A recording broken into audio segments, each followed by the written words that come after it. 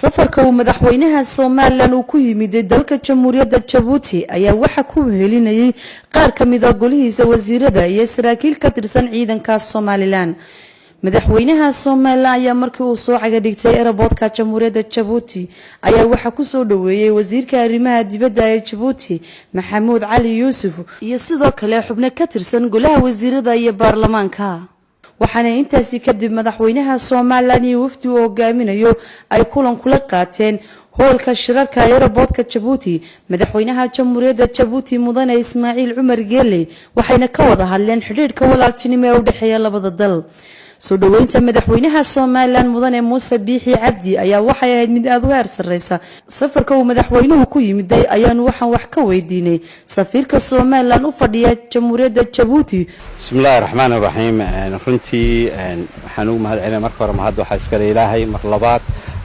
madaxweynaha Jamhuuriyadda Djibouti mudane Ismaaciil Cumar Geele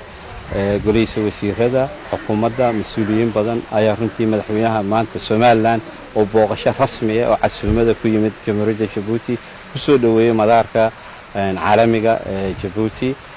waana runtii mahadcelin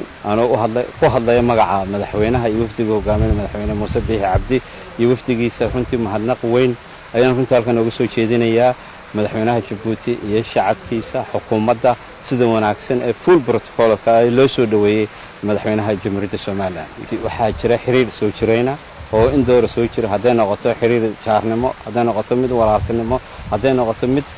danaha runtii ka dhaxeeya Djibouti iyo Soomaaliland runtii mid taariikhiyana soo socotay intaasoo sanadood runtii wax badan ayaan wadaagnaa Djibouti meelaha kale ama caalamka kale ama dalka kale aan wadaagin taasaan u sababa in madaxweynaha safarkiisa soo horeysa ku yimaado waana runtii waan rajaynaynaa hawshaas iyaduna saa u dhacdo maanta u dhacdo waana u mahadcelinaynaa mar labaad madaxweynaha iyo xukuumaddiisa.